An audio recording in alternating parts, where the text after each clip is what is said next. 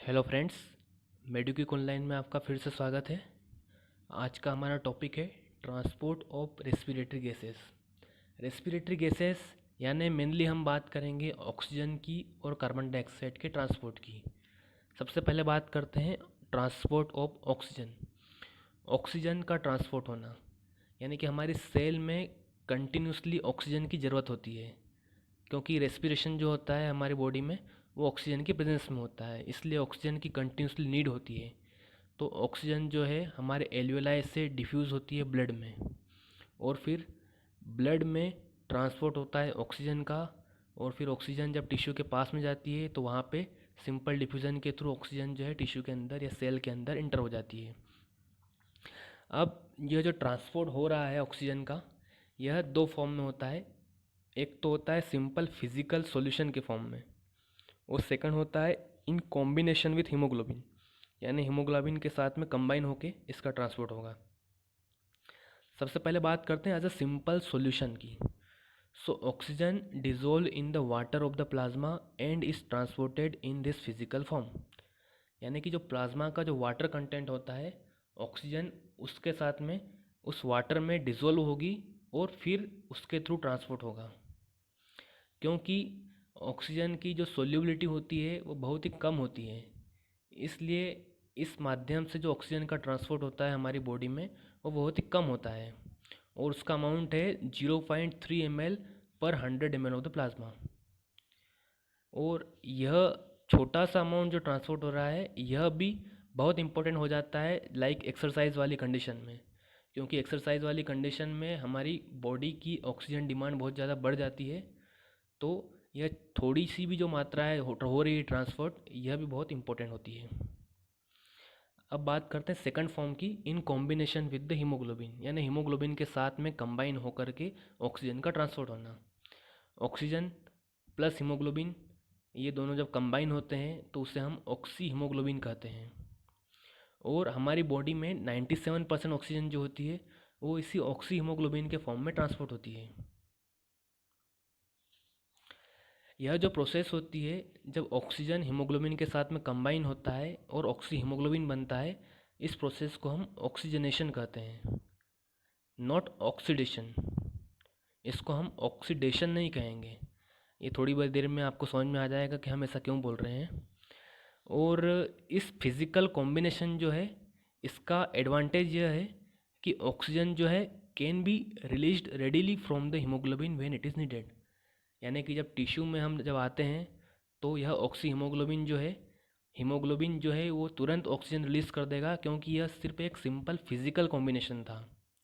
इसलिए ऑक्सीजन जब भी ज़रूरत पड़ेगी वो हीमोग्लोबिन से रिलीज़ हो जाएगी। जब ऑक्सीजन का पार्शियल प्रेशर ज़्यादा होता है तो हीमोग्लोबिन जो है ऑक्सीजन को एक्सेप्ट कर लेता है। जैसे लंग्स में अगर बात करें तो वहाँ पे ऑक्सीजन का पार्शियल प्रेशर ज़्यादा होता है तो हीमोग्लोबिन जो है ऑक्सीजन को अटैच कर लेता है।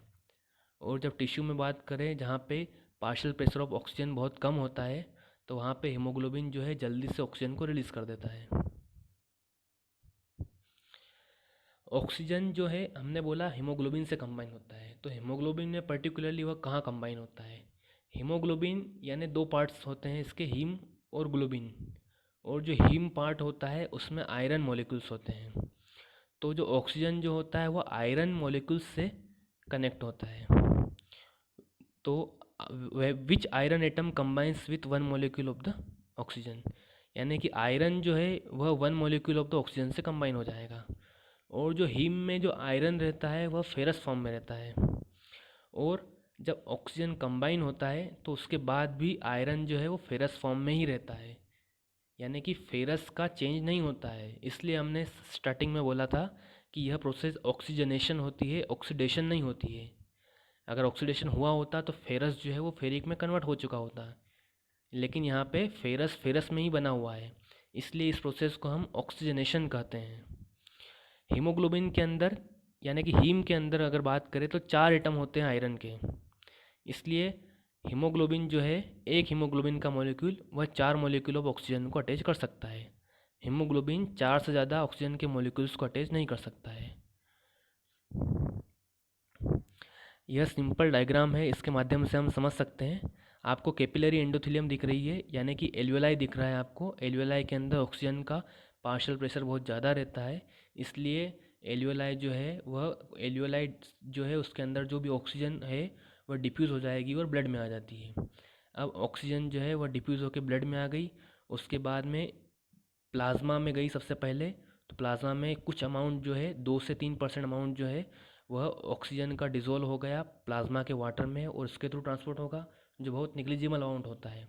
लेकिन मेन अमाउंट यानी कि 97% जो अमाउंट होता है ऑक्सीजन का, वह ऑक्सीजन रेड ब्लड सेल में जाती है और वहाँ पे हीमोग्लोबिन का मॉलिक्यूल होता है। हीमोग्लोबिन के मॉलिक्यूल से अटैच हो जाती है और HbO2 का फॉर्मेशन होता है, यानी कि ऑक्सी हीमोग्लोबिन का फॉर्मेशन होता है। और इस माध्यम से ये जो है ट्रांसपोर्ट हो गया है इसका सेल में, और सेल में वो गई वहाँ पे वापस। हीमोग्लोबिन ने ऑक्सीजन रिलीज़ कर दिया, क्योंकि सेल में ऑक्सीजन का पार्शियल प्रेशर जो होता है वो कम होता है, इसलिए हीमोग्लोबिन जो है उससे ऑक्सीजन रिलीज़ हो जाएगी और ऑक्सीजन का सेल के अंदर ट्रांसपोर्ट हो जाएगा। Oxygen carrying capacity of haemoglobin से हम क्या समझते हैं? ऑक्सीजन कैरिंग कैपेसिटी नाम से ही क्लियर है, हीमोग्लोबिन के ऑक्सीजन कैरी करने की कैपेसिटी कितनी है, यानी कि हीमोग्लोबिन कितना ऑक्सीजन को ट्रांसपोर्ट कर सकता है। So amount of oxygen transported by 1 gram of haemoglobin. 1 gram haemoglobin कितना अमाउंट ऑफ ऑक्सीजन ट्रांसपोर्ट कर सकता है? इसकी वैल्यू होती है 1.34 ml पर ग्राम, यानी कि 1 ग्राम हीमोग्लोबिन 1.34 ml ऑफ ऑक्सीजन को ट्रांसपोर्ट कर सकता है। आगे हम देखेंगे कि ये 1.34 ml कहाँ से आया है। देखिए, oxygen carrying capacity of blood की अगर बात करें, अब हमने बोला कि normal haemoglobin content in the blood कितना होता है? 15 ग्राम% होता है, यानी कि नॉर्मल हीमोग्लोबिन कंटेंट 15 ग्राम होता है पर 100 ml।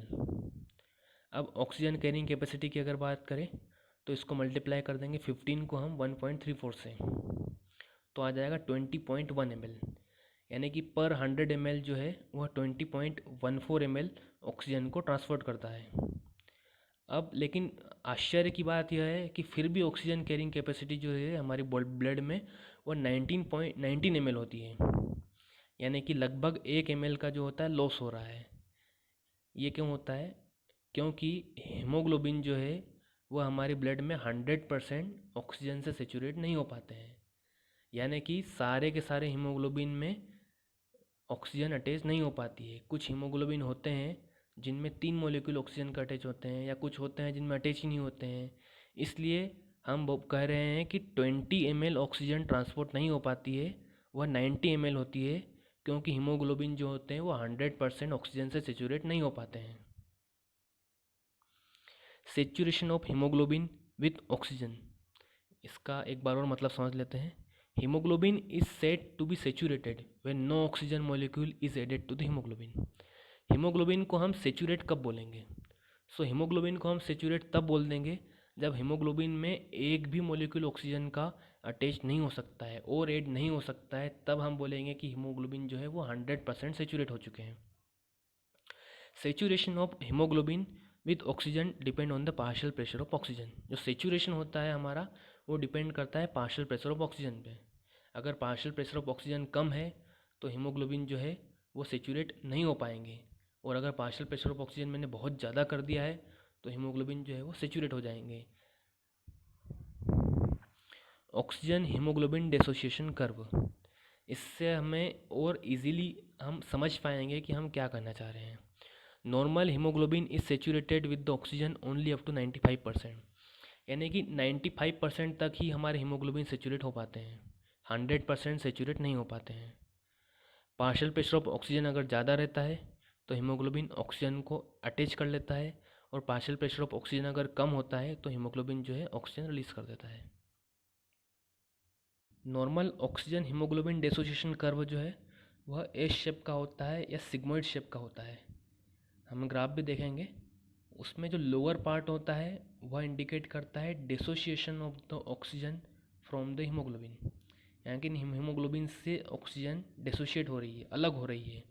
और जो अपर पार्ट होता है ग्राफ का वह इंडिकेट करता है Uptake of oxygen by the haemoglobin, यानी कि ऑक्सीजन जो है और हीमोग्लोबिन जो है वो आपस में कंबाइन हो रहे हैं। अपर पार्ट इंडिकेट कर रहा है एसोसिएशन को, और जो लोअर पार्ट होता है वो इंडिकेट करता है डिसोसिएशन को। ये आपको ग्राफ दिख रहा है, इसमें एक्स एक्सिस जो है उसमें दिख रहा है पार्शियल प्रेशर ऑफ ऑक्सीजन, जो 20, 40, 60, 100 ऐसे mmHg में आपको दिख रहा है, ये पार्शियल प्रेशर ऑफ ऑक्सीजन है एक्स एक्सिस पे। और जो वाई एक्सिस है उसमें परसेंटेज सेचुरेशन ऑफ हीमोग्लोबिन दिख रहा है आपको, यानी कि कितना हीमोग्लोबिन जो है वो ऑक्सीजन से सेचुरेट हो रहा है उसका परसेंटेज है। 0 यानी कि जो हीमोग्लोबिन ऑक्सीजन से सेचुरेट नहीं हुआ है, मतलब हीमोग्लोबिन का एक भी मॉलिक्यूल जो है वो ऑक्सीजन से अटैच नहीं हुआ है। और 100% का मतलब है कि सारे के सारे हीमोग्लोबिन जो है वो ऑक्सीजन मॉलिक्यूल से सेचुरेटेड है, यानी कि 100% सेचुरेशन दिख रहा है हमको। अब बात करते हैं ग्राफ की, जो आपको एस शेप का दिख रहा है या सिग्मोइड शेप का दिख रहा है कह सकते हैं हम। हमने बात कर ली है कि जो ऊपर वाला पार्ट होता है वो इंडिकेट करता है कि हीमोग्लोबिन और ऑक्सीजन जो है उनका एसोसिएशन हो रहा है, यानी कि वह जुड़ रहे हैं। और जो लोअर पार्ट होता है वह इंडिकेट करता है dissociation of the oxygen from the haemoglobin. आपको नॉर्मल ग्राफ भी दिख रहा है, शिफ्ट टू राइट भी लिखा दिख रहा है और शिफ्ट टू लेफ्ट भी दिख रहा है। अगर वह राइट में शिफ्ट होता है तो उसे शिफ्ट टू राइट कहते हैं, अगर वह लेफ्ट में ग्राफ शिफ्ट हो रहा है तो उसे शिफ्ट टू लेफ्ट कहेंगे हम। आपको एक और टर्म दिख रही है यहाँ पे P50। P50 यानी यह वह पार्शियल प्रेशर होता है जहाँ पे हीमोग्लोबिन ऑक्सीजन के साथ में 50% सेचुरेटेड होता है, यानी कि यह वह पार्शियल प्रेशर है जहाँ पे हीमोग्लोबिन 50% सेचुरेटेड है। P50 is the partial pressure of the oxygen at which hemoglobin saturation with oxygen is 50%। यानी कि हम कह सकते हैं कि इस पर्टिकुलर पार्शियल प्रेशर पे हमारे हीमोग्लोबिन जो है वह 50% सेचुरेटेड है। इसकी वैल्यू होती है 25 to 27 mmHg। देखिए एक बार और ग्राफ, P50 जहाँ पे करस्पॉन्ड है वहाँ पे आप एक्स एक्सिस पे पार्शियल प्रेशर ऑफ ऑक्सीजन देखिए, जो कि 20 और 30 के लगभग बीच में है, यानी कि इसकी वैल्यू 25 to 27 mmHg होती है। That is the blood contain 50% of oxygen at 25 mmHg of the partial pressure of oxygen। इसका सिंपली अगर मतलब देखें तो ब्लड में 50% ऑफ ऑक्सीजन है। 75% कब सेचुरेट होता है 40 mmHg पे, 95% कब सेचुरेट होता है 100 mmHg पे। देखिए आप जहाँ पे ग्राफ जो है लगभग यह 100 को टच कर रहा है, तो वह उस पर्टिकुलर अमाउंट पे आप अगर एक्स एक्सिस पे लाइन खींच के देखेंगे तो उसका अमाउंट लगभग 100 mmHg के करीब आएगा। Factor affecting the oxygen haemoglobin dissociation curve, कौन कौन से फैक्टर अफेक्ट करेंगे? अगर शिफ्ट टू लेफ्ट हो रहा है इसका मतलब ये है कि एसोसिएशन हो रहा है, और शिफ्ट टू राइट है इसका मतलब डिसोसिएशन हो रहा है। शिफ्ट टू राइट कौन कौन सी कंडीशन में होता है ग्राफ, यानी कि कौन कौन सी कंडीशन में शिफ्ट टू राइट बोले इसका मतलब समझ जाना है कि कौन कौन सी कंडीशन में ऑक्सीजन से हीमोग्लोबिन डिसोशिएट हो रही है, कौन कौन सी कंडीशन में ऑक्सीजन जो है वो डिसोशिएट हो रही है। सो फर्स्ट तो है, अगर decrease in the partial pressure of oxygen अगर है तो उस कंडीशन में जो है ग्राफ राइट में शिफ्ट हो जाएगा। अगर increase in partial pressure of carbon dioxide है तो भी ग्राफ राइट में शिफ्ट होगा। इंक्रीज H+ आयन कंसनट्रेशन है, या अगर कोई बोल दे कि pH अगर कम हो रहा है या एसिडिक है, उस कंडीशन में भी हमारा ग्राफ राइट में शिफ्ट होगा। इंक्रीज बॉडी टेम्परेचर, अगर टेम्परेचर बढ़ रहा है तो भी हमारा ग्राफ राइट में शिफ्ट होगा। और एक्सेस ऑफ 2,3 BPG, यानी कि एक्सेस ऑफ 2,3 डाईफास्फोग्लिसरिक है, अगर यह एक्सेस है इसका मतलब है कि हमारी बॉडी में एनेरोबिक रेस्पिरेशन हो रहा है और इसलिए ग्राफ जो है वो राइट में शिफ्ट हो रहा है। शिफ्ट टू लेफ्ट कब होता है? तो फीटल ब्लड जो होता है जिसको हम HbF कहते हैं, जिसमें हीमोग्लोबिन जो होता है HbF होता है, अगर फीटल ब्लड है तो उस कंडीशन में ग्राफ जो है वो लेफ्ट में शिफ्ट होता है, यानी कि उस कंडीशन में फीटल ब्लड जो होता है उसकी ऑक्सीजन कैरिंग कैपेसिटी जो होती है वो ज़्यादा होती है। और डिक्रीज H+ आयन कंसनट्रेशन है, या अगर बोल दें हम pH बढ़ रहा है तो उस कंडीशन में भी ग्राफ हमारा लेफ्ट की साइड में शिफ्ट होगा। अब बात करते हैं बोहर इफेक्ट क्या होता है। Bohr effect, due to increase in the partial pressure of carbon dioxide there is decrease the affinity of haemoglobin with oxygen. हमने कहा कि एल्यूलाइज से जब अगर ऑक्सीजन ब्लड में आई उस कंडीशन में हीमोग्लोबिन जो है उसने ऑक्सीजन को बाइंड कर लिया, यानी कि ऑक्सी हीमोग्लोबिन बना।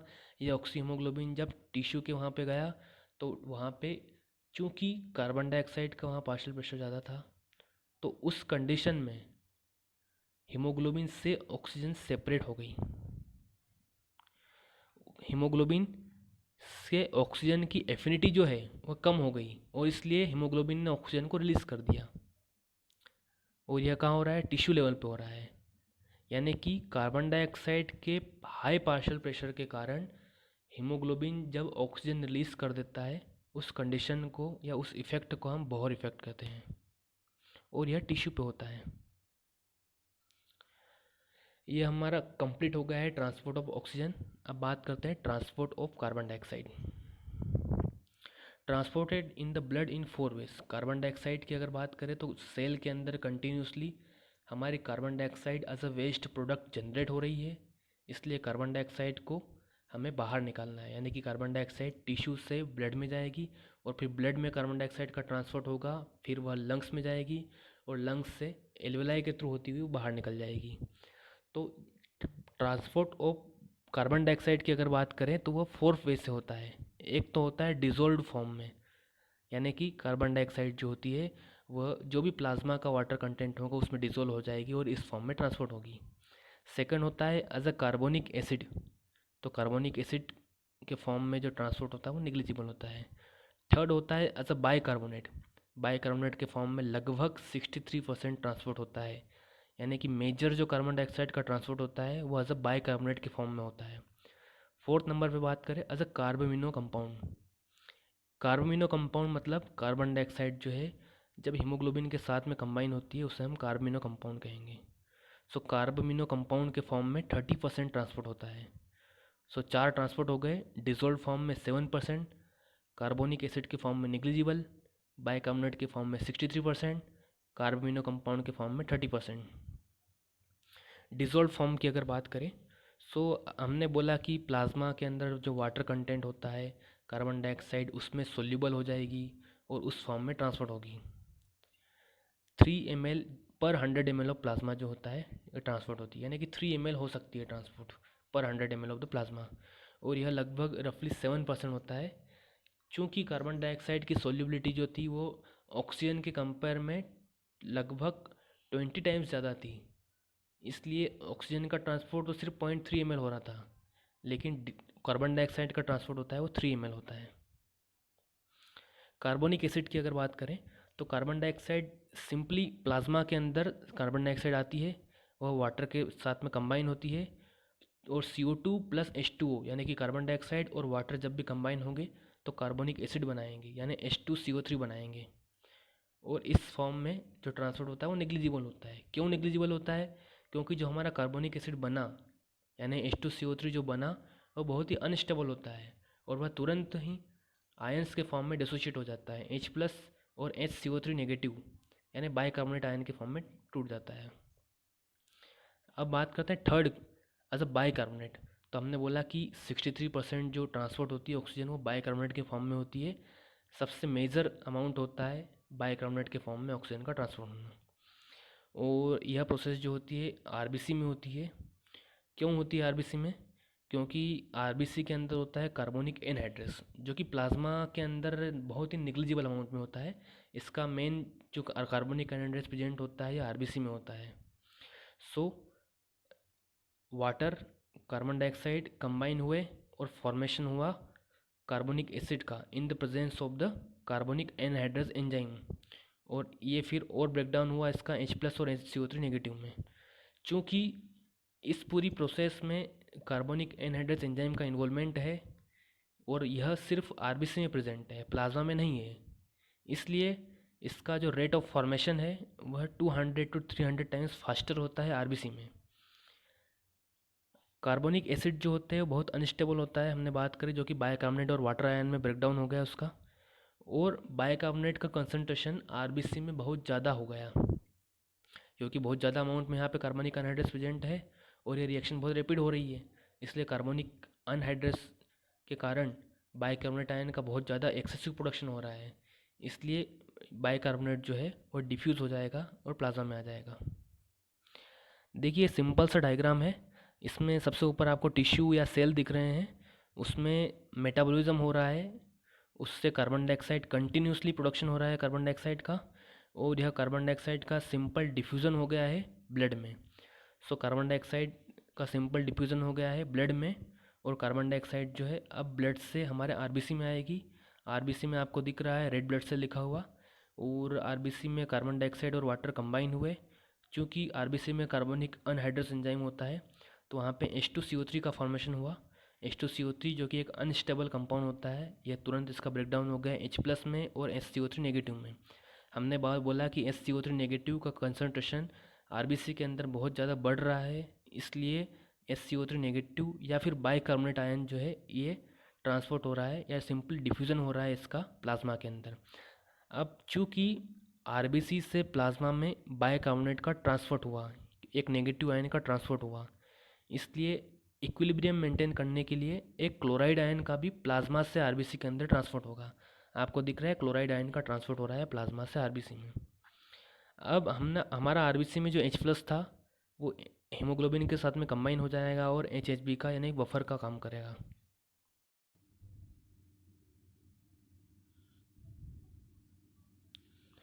क्लोराइड शिफ्ट, इसको हम हैम्बर्गर फिनोमिना भी कहते हैं। अभी हमने बात करी कि जब बाइकार्बोनेट का कंसंट्रेशन आरबीसी के अंदर बहुत ज़्यादा होता है तो बाइकार्बोनेट जो है आरबीसी से प्लाज्मा में ट्रांसपोर्ट होता है, और चूँकि इक्विलिब्रियम को मेंटेन करने के लिए प्लाज्मा से भी एक नेगेटिव आयन को अंदर जाना होगा, इसलिए प्लाज्मा से क्लोराइड जो है वह आरबीसी के अंदर ट्रांसपोर्ट हो जाता है। इसी शिफ्ट को हम क्लोराइड शिफ्ट कहते हैं या हैम्बर्गर फिनोमिना कहते हैं। तो chloride shift occur when carbon dioxide transport into the blood from the tissue. यह प्रोसेस जो होती है टिश्यू लेवल पे होती है, और हमने बात करी कि जो H प्लस आयन है वो हीमोग्लोबिन के साथ में कंबाइन होगा और बफर का काम करेगा। Reverse chloride shift, reverse chloride shift यानी कि क्लोराइड का वापस ट्रांसपोर्ट होना from RBC to the plasma. वापस क्लोराइड जो है अब आरबीसी से वापस प्लाज्मा में चली जाएगी। यह कहाँ होता है? यह लंग्स पे होता है। देखेंगे यहाँ डायग्राम में, देखिए ये ब्लड, आपको नीचे ही ब्लड दिख रहा है, ब्लड में carbon dioxide H2CO H plus दिख रहा है आपको, हीमोग्लोबिन जो है उसने H प्लस रिलीज़ किया, और बाइकार्बोनेट जो है प्लाज्मा से उसका वापस आरबीसी में ट्रांसपोर्ट हो गया है, और इक्विलिब्रियम मेंटेन करने के लिए वापस जो क्लोराइड था वह आरबीसी से वापस प्लाज्मा में चला गया है। अब यहाँ पे यह पूरी प्रोसेस रिवर्स होती है। H प्लस और HCO3 कंबाइन हो गए, H2CO3 का फॉर्मेशन होगा। H2CO3 जो है कार्बनिक एनहाइड्रस की प्रेजेंस में कार्बन डाइऑक्साइड और वाटर में ब्रेकडाउन हो जाएगा, और कार्बन डाइऑक्साइड वापस फिर आरबीसी से प्लाज्मा में ट्रांसपोर्ट हो जाएगा, और फिर प्लाज्मा या ब्लड से जो है वह एल्वेलाई में सिंपल डिफ्यूजन के थ्रू उसका ट्रांसपोर्ट हो जाएगा। कार्ब इम्यूनो कंपाउंड यानी हमारा जो चौथा फॉर्म होता है वह कार्ब इम्यूनो कंपाउंड है। यह 30% होता है, यानी कि इसमें सिंपल कॉम्बिनेशन होता है यह हीमोग्लोबिन का या फिर प्लाज्मा प्रोटीन का और कार्बन डाइऑक्साइड का।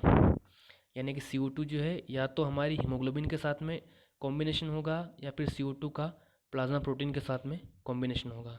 अगर कार्बन डाइऑक्साइड जो है हमारी हीमोग्लोबिन के साथ में कंबाइन होती है तो उसे हम कार्बमिनो हीमोग्लोबिन कहेंगे। अगर कार्बन डाइऑक्साइड जो है वह प्लाज्मा प्रोटीन के साथ में कंबाइन होती है तो उसे हम कार्बमिनो प्रोटीन कहेंगे। और कार्बमिनो हीमोग्लोबिन और कार्बामिनो प्रोटीन, इन दोनों टर्म्स को हम कार्बामिनो कंपाउंड्स कहते हैं।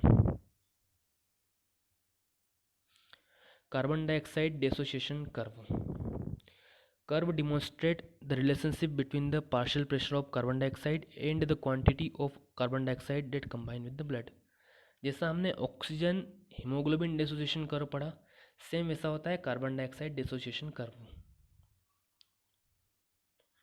देखिए ये ग्राफ आपको दिख रहा है, इसमें एक्स एक्सिस पे है partial pressure of carbon dioxide, और वाई एक्सिस पे दिख रहा है आपको carbon dioxide concentration in the blood. So हमारा यहाँ पे है कि 48% जब होगा जब partial pressure of carbon dioxide जो है 40 mmHg रहेगा, यानी 40 mmHg पे जो कार्बन डाइऑक्साइड का कंसंट्रेशन होगा ब्लड में वह 48% होगा। 48 mmHg पे जो प्रेशर है उस पे कार्बन डाइऑक्साइड का कंसंट्रेशन 52 mmHg रहेगा, और जब 100 mmHg अगर पार्शियल प्रेशर रहेगा तो उस कंडीशन में हमारे ब्लड में 70% जो है वह कार्बन डाइऑक्साइड का कंसंट्रेशन होगा। अब बात करते हैं हेल्डन इफेक्ट की। Combination of oxygen with haemoglobin displaces the carbon dioxide from the haemoglobin. यानी कि जब ऑक्सीजन हीमोग्लोबिन के साथ में कंबाइन होगी तो वह कार्बन डाइऑक्साइड हीमोग्लोबिन को डिस्प्लेस कर देगी। यानी कि ये हमने अभी एक इफ़ेक्ट पढ़ा था, बोहर इफ़ेक्ट, यह उसका अपोजिट है। यहाँ पे ऑक्सीजन के कंबाइन होने के कारण कार्बन डाइऑक्साइड का डिस्प्लेसमेंट हो रहा है। कॉज की अगर बात करें तो ऑक्सी हीमोग्लोबिन जो होता है ये स्ट्रांगली एसिडिक होता है। इसके कारण यह कार्बन डाइऑक्साइड को डिस्प्लेस कर देता है हीमोग्लोबिन से दो फॉर्म में, क्योंकि highly acidic haemoglobin is low tendency to combine with the carbon dioxide. Highly acidic haemoglobin जो होता है उसकी लो टेंडेंसी होती है कार्बन डाइऑक्साइड के साथ में कंबाइन होने की। हाइड्रोजन आयन जो रिलीज हो रहा है in excess, so excess hydrogen ion combine with the bicarbonate ion. So ये दो कारण होते हैं जिसके कारण हीमोग्लोबिन से कार्बन डाइऑक्साइड डिस्प्लेस हो जाती है और ऑक्सीजन का अटैचमेंट हो जाता है। Significance of हेल्डन effect, release of carbon dioxide from blood into the alveoli. इस इफेक्ट के कारण कार्बन डाइऑक्साइड जो है वो ब्लड में रिलीज हो जाएगी, यानी एल्वियोलाई में रिलीज हो जाएगी। Uptake of oxygen by the blood, और इसी के कारण कार्बन डाइऑक्साइड जब रिलीज हुई तो ऑक्सीजन का अटैचमेंट हो गया।